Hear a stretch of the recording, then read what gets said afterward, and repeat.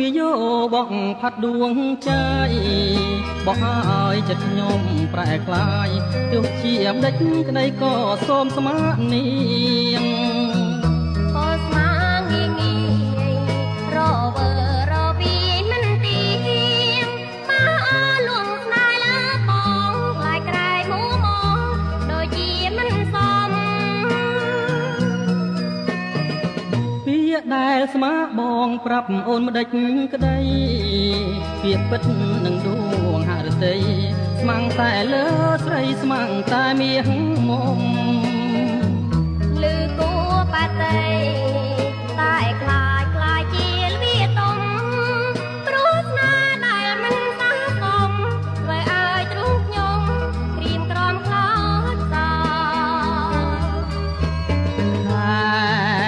រះលើនំភាលីសូមសាងស្នេហ៍នឹងស្រី